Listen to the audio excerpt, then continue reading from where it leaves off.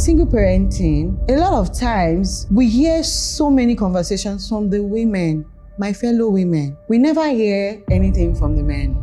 The men never talk about it. They just move on, and you see them going through life with it. Nobody prepares for that. Nobody gets into marriage with the expectation of not letting it work. The world I've come to understand is irreconcilable differences. Irreconcilable. It is a very good word because it covers every possible scenario. The fact that both parties cannot seem to agree on the way forward. A lot of people say that marriages in Nigeria, a lot of people are just there. There's conflicts in the home, and they're just there for the sake of the children. Yes. Are they being selfish by saying it's for the children, or they're just using an excuse? What would you recommend, seeing that you have seen the both sides before of it and after? Of course, a stable home with the dad and mom is still the best for the children. But because we live in a modern world where there are a lot of rights for women and people are exposed, and it's different from when our parents were doing it. Our parents do not dare, you're going to manage. You're gonna manage.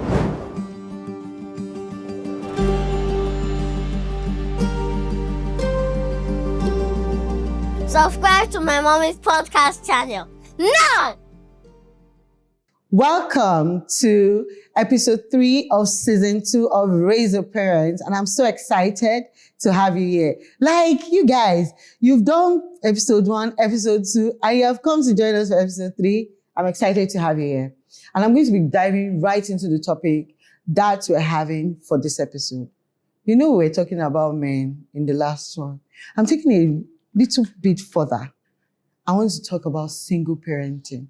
And single parenting, a lot of times, we hear so many conversations from the women, my fellow women.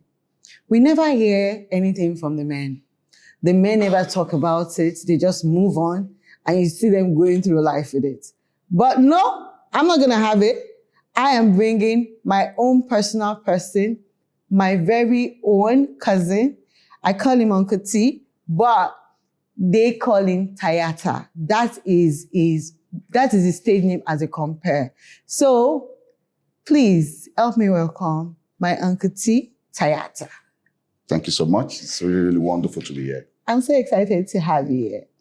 And this conversation for both of us is something that, is important because we're going to start from him being when he was a young child to now as an adult.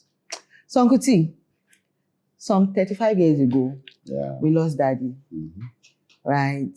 And his dad was, when you say a light in the family, someone that carries everybody, that was who Lidi was. We call him Lidi. And he was a lover of children, honestly. Anytime he's around, I'm always having fun. Memories are very clear in my head. So I want you to talk about that time because I know that mommy had to single-handedly, even though I know that there was support from family, but I know I watched her as a single mom raise really impactful children. You need to see them. And so I want you to talk about that experience, how it was for you, right, growing up and watching her as a single mother. Well, that was, I was 14 years old, 35 years ago. It was a shocker. One day I was the happiest kid in the world, and the next, I did not have a father anymore. That was really devastating. And you don't get used to that. No. For months, we would hear cars honking and you rush to the gate to open gate for Daddy. Wow. Because we're not yet used to it. And then it dawns on you that it's normal. And slowly, you begin to adjust. There's a lot of crankiness in you, a lot of trauma. Yeah. I mean, we don't know what to call it, but, you get cranky, you get irritated at things. But then it's reality, you start adjusting to it. For my mother, I think a lot of people give her compliments about how she fared. And I really believe 2 things were critical in her success as a single parent. Number 1 was her dedication to make sure she would not let any naysayers get the better of her. She wanted to make sure that despite the situation in her hands, she was able to make her husband proud Mhm. and make her children good children. So she put all her energy in it. Of course, being a mother, it's not the same thing. I mean, I saw her struggling with discipline, especially with the big boys, you know, when if it was daddy, just the name of your daddy will deal with you, will calm you down. But I mean, this is somebody that has never beaten us before. So in your mind, you're like, yeah, you're not going to do anything. I mean, you know, so all that. But I mean, by and large, it was okay. The second thing that was important was that, you know, for this kind of challenge, you need resources. Yes. Human resources, financial resources, spiritual resources. If you can get everything together, whether it's through being widowed or widower or divorce or separation, I think it's a good place to start. It's a good place to start. A good place to start. Yes, and I really want to give kudos to Mom on everything. And the fact that as a family, we can still all relate together, even after 35 years, that's a good thing. So I'm going to bring it on. So you're a single dad. Yes, for 10 years now. 10 years as a single dad. Oh my God. What has separation been for you? I would like to start by just, you know, I mean, what causes separation in the first place? And nobody prepares for that. Nobody gets into marriage with the expectation of not letting it work. The word I've come to understand is irreconcilable differences. Irreconcilable. It is a very good word because it covers every possible scenario. The fact that both parties cannot seem to agree on the way forward. And then, of course, separation comes. No, you don't want it. It's not what you pray for. And it's very traumatic, especially in the beginning. It's not your prayer point. And then everybody's asking, especially if you had a relationship that people looked at as good, having to answer questions from everybody. And that's worse than the real problem itself. Yeah, but what do you do? So separation has been a journey. It keeps evolving. You start confused, not knowing what to do, not wanting separation to be your reality. But then once you see it as what you cannot avoid, then it becomes what you do. In my case, perchance, you know, when there's irreconcilable differences, a lot of people first bluff. Yes, let's see what a few weeks apart would do to him or do to her. And then it was in that scenario that I got custody of the children already. So even though when it became worse and worse and it evolved into a custody battle from the very beginning and to do the battle through getting a favor of the court until date, I have tried to evolve in it and manage it as best as I can. Yes. So I'm going to be asking some very questions. And, you know, a lot of people say that marriages in Nigeria, there are a lot of people are just there. There's conflict in the home, and they're just there for the sake of the children. Yes, yes. So I want to ask, are they being selfish by saying it's for the children, or they're just using it as an excuse? What would you recommend? Saying that you have seen both sides before of it. and after, yes. I would recommend any couple going through challenges to make sure they can solve it and stay together as a family. Of course, a stable home with the dad and mom is still the best for the children. So that would, of course, be my recommendation. But because we live in a modern world where there are a lot of rights for women and people are exposed, and it's different from when our parents were doing it. Our parents do not dare, you know, you're going to manage. You're going to manage. You're going to manage.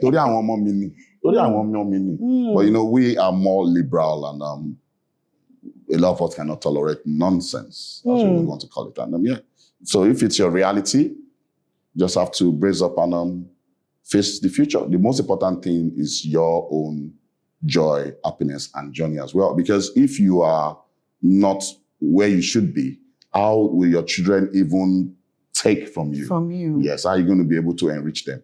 But by and large, being married would be my first recommendation for anybody. Staying married. Yes. But being sane also is important. Yeah, but do you find sanity? Do you necessarily find sanity in singlehood?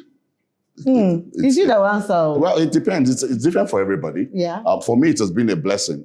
Okay. In fact, this is going to be controversial in the ears of people, but the greatest blessing in my life has been my divorce. Yes. Because, when two people are not running the same strategy, you are both not unable to get to your full potential. True. But when you can start all over and retrace your steps and build from scratch, you can have growth that is sustainable. Yeah. And for me, that has been my testimony. That's been your But I do know that it is not a general situation. So I have a couple of friends that I know that guys that I've seen also say the same thing about this same thing that you're saying. Oh, I'm growing. My life is growing. My question on them will be to you is that in that growth, how have you been able to grow with your children, and how are you navigating it with them having a relationship with their mom?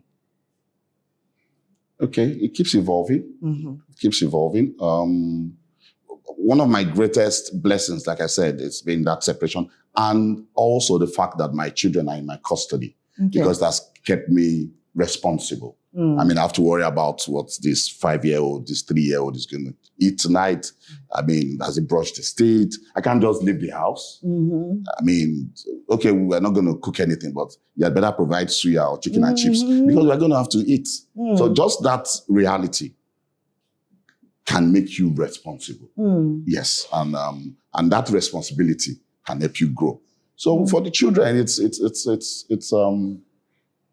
not easy. It's not easy because your reality is your dad and mom happy together, and you're having a stable family.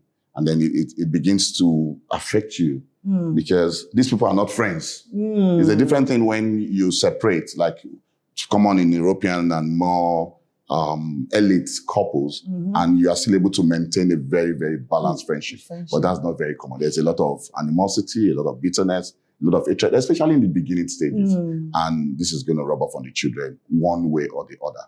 But it's a journey for them as well, unfortunately. And with access to both parents, of course, it might be biased. You are living with somebody 24/7. The person decides what school you go to and what you wear and what friends you have and what you eat. And then the other party is just talking to you on phone here and there and may not even be available to have, physical visits. So it's not easy for children. Sure. But they grow in it too. They grow in it. And if there is access, at least if there's access to both parents, it's a very, very important factor in their healing stage. Yes, my dad and mom are not friends, but my mom loves me and my father loves me. That helps a lot. So that's one of the dynamics that. So we're going to dive into a dynamic that a lot of it's always on social media, and the way it always looks is like if the man got the custody, then the man must afford dirty. If the woman gets custody, then she went through the law or something. Okay. So I want you to speak because how did you navigate your children through? Why? Because for them, Daddy, why is it Daddy that got the custody? Why is it not Mommy? Right? How did you navigate them through that dynamics of it? And them understanding that, see, both Mommy and Daddy love you, but we are not together. How did you get them to arrive in a... Because I know your children. I know you have a very good relationship with your children. So how were you able to navigate that? Okay, in Nigeria, 9 out of 10 times, men don't even want custody. Yeah. They just... Oh, really? Wait, are you serious? We don't want custody on a good day. We are happy to just do our part to the mom who is better poised to be a parent in the separation and just make the funds available and live a life of freedom and enjoyment. And of course, it's only natural in Africa. It's only natural in Africa that we know that women are more nurturing. And it goes without saying, when you see a single parent, a mom with the children, I'm not going to look at her twice. But when it's the other way around, it's shocking in itself. Actually. It's shocking in itself. Come to think of it. So the truth is, many men don't even want custody in the first place. They will come after you. They will say, who told you I didn't want the custody? Well, not all of them. I wanted it. So definitely people like me exist. I wanted it. I fought for it. And And for me, the reason which may be selfish, because like this Yoruba proverb, but I felt I was a better parent. Like I said, that might be very selfish. The other party too would think the same, which is allowed, which is okay. But I felt I had a better understanding of their needs, and I was better placed in terms of my structure around me, my financial stability, the work I do, and the relationship I already had with the children. Because, like I said, divorce or separation doesn't start overnight. There might be a time of, okay, let's just have some time off. During the time off, which in my case lasted on and off for like 3 years, the children were with me already. Oh. Exactly. So it wasn't something so by the time that became a matter of, okay, this is not going to work at all. Decisions had to be made. Decisions had to be made. And then, of course, everybody had the right to now say, okay, I want the children now. Oh, I also want the children. Okay, then unfortunately, we had to go to the court system. To the court system.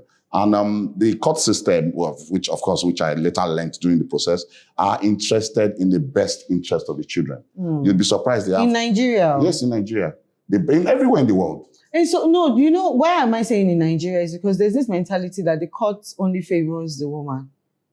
There's this ideology that the court favors the woman. And in the case whereby it favors the man, right, they must have bribed their way through it. In Nigeria, we're a patriarchal society. Yes. So if the man wants it, then they just believe give him audience. Yeah, exactly. It doesn't mean he'll get it, but at least give him audience. And let's check this out. So the system has social workers. Are you hearing this thing? Yes, they have social workers that will come to your house, interview the children professionally. Wow. If you ask your children what they ask them, they will not be able to bring anything out. They will come from different angles. They are very professional in their approach. They want to understand, they want to see, they want to know.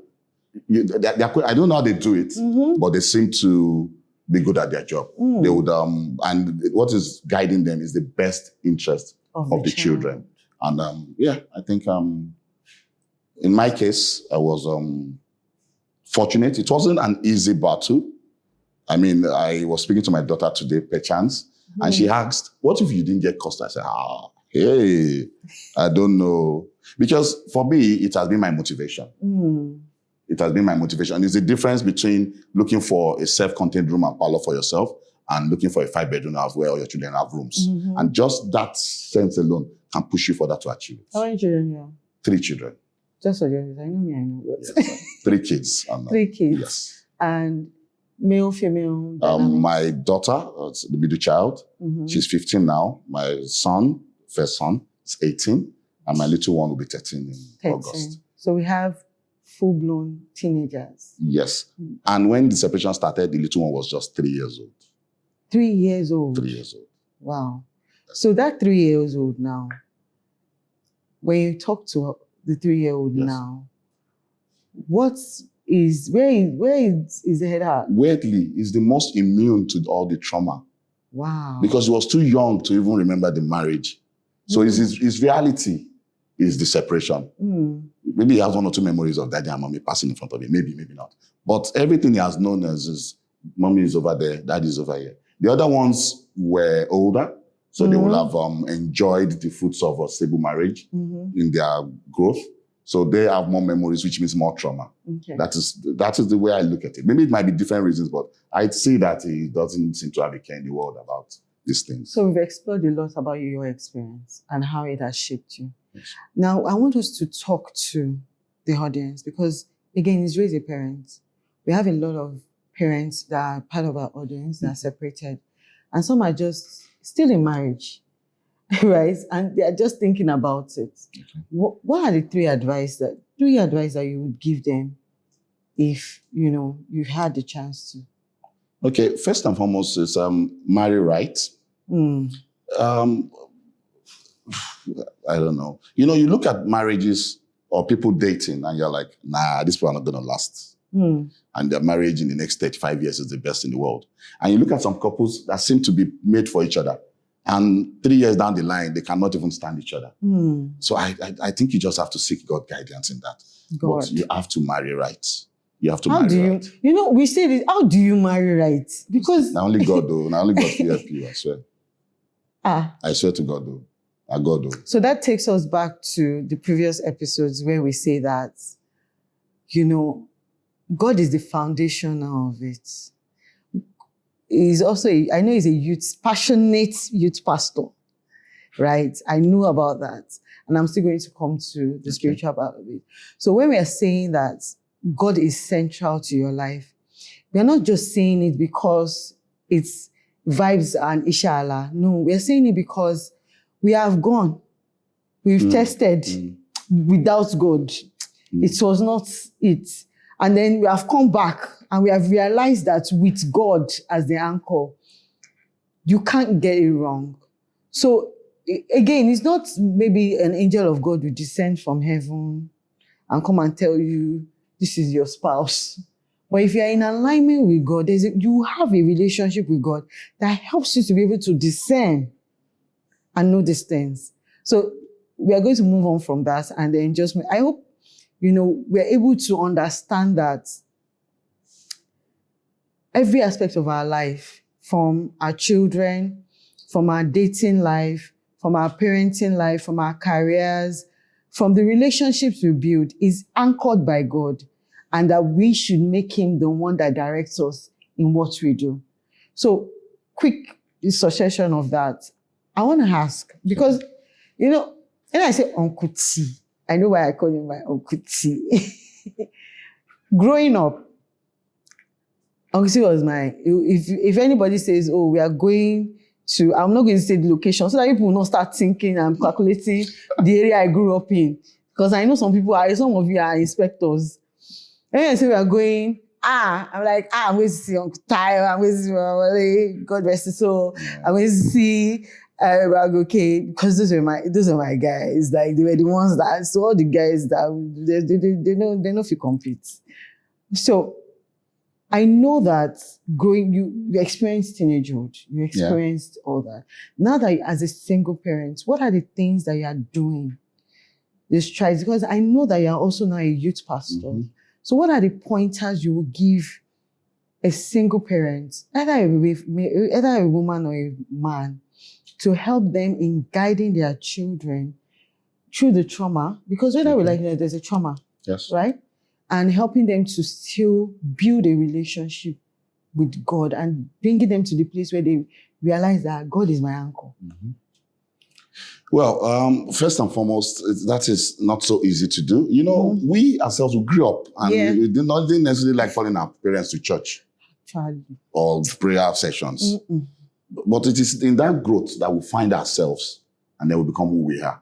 So you are going to allow children to be children. You're going to allow teenagers to be teenagers. They're not going to say things your way. I have a prayer group and my children are supposed to be there every Friday evening. If they don't come, I don't. Because I can imagine my father telling me I should come for one prayer meeting at that time. I've gone. I don't. That's not where I am.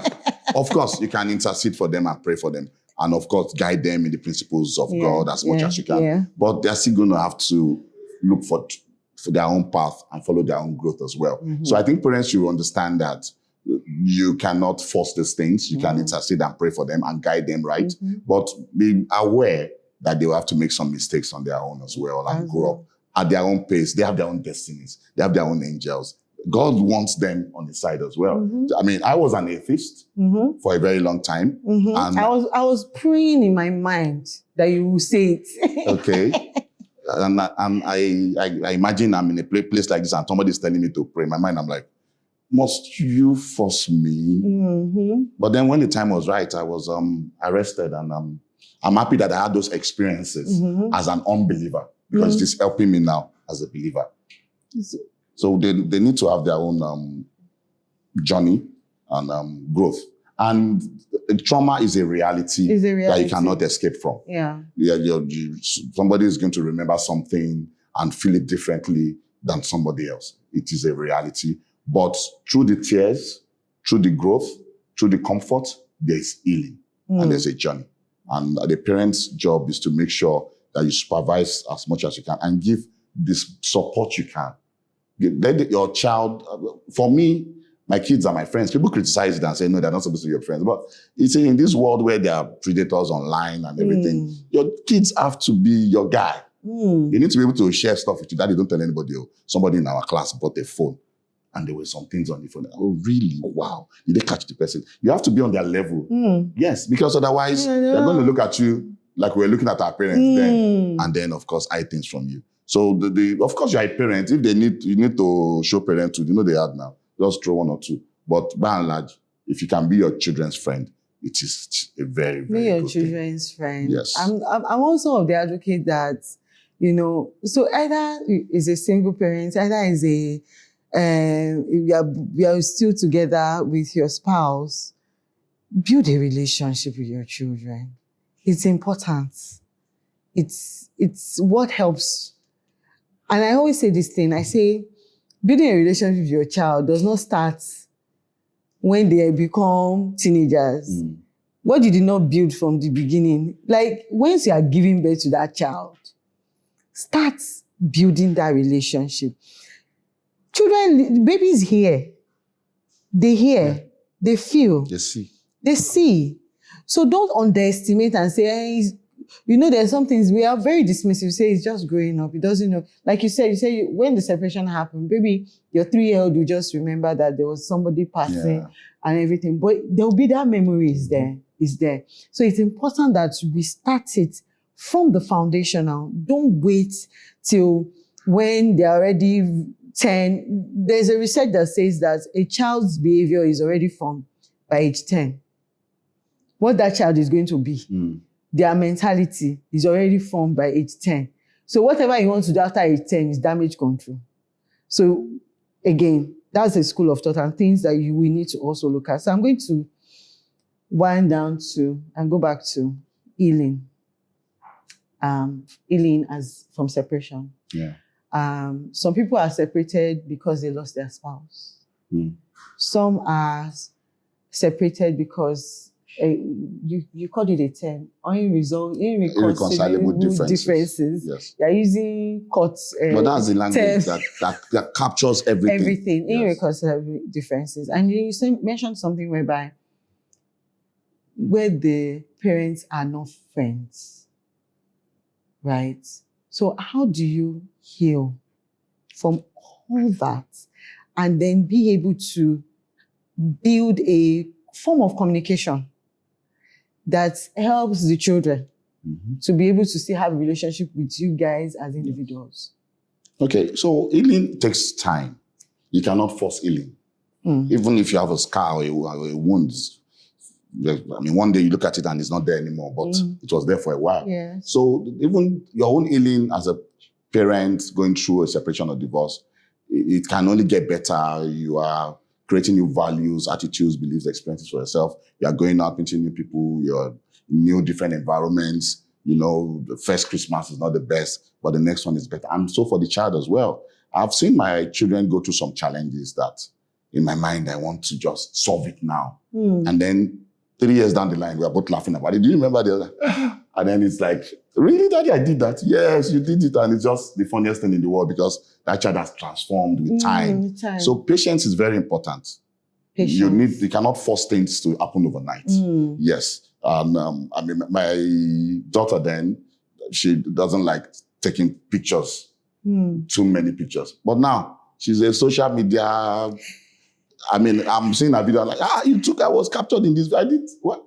Influencer of life. In my mind, she's my greatest. If I have a video, she's posting it on that. And this is somebody that wasn't into pictures at one point. And I was thinking, okay, maybe she's not happy because her mom was not here. And now she has all the cameras and all the equipment and all everything about videography and taking pictures in just 4 or 5 years. So patience is very important. I would think that is, because it's a lifetime of growth. A 5-year-old is going to become 25. The path of growth brings its own healing, but all you need is time. Time heals.